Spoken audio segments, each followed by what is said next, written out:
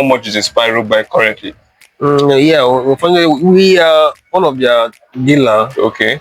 So fuel price was like around 1.8. 1.8. Yeah, when they Okay. started. Okay. Do you advise people should use electric bike for dispatch at this current situation of the country, and yeah, also with the weather condition, flooded area, roadway no good, things like that, and also charging stations. So what's your take on electric bike for logistic business? Electric bike. There's a short way to go now. Okay. It's the future. Electric bike, e-bike is the future. E-cars, e-bike. It's because they are the future of transportation right now. So it's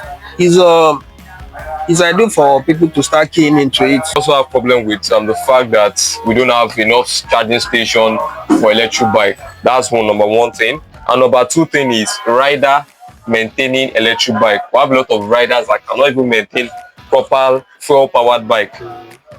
That's why recently we had CNG bike, we have electric bike, so we don't have enough charging stations for these bikes, right? Although they are the future, but what do you think the company that produces them can do to make these bikes market usable for customers, and what can they do to educate riders on how to maintain and use these bikes? For Spiro, that we have dealership with. They are pushing in they are one of the big pioneer of this electric bike.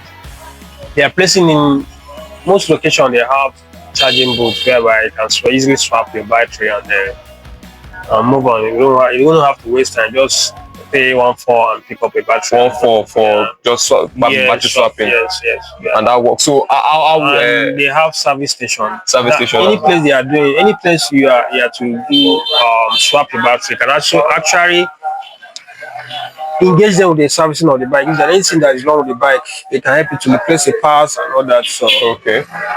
So they are really playing their role on that aspect.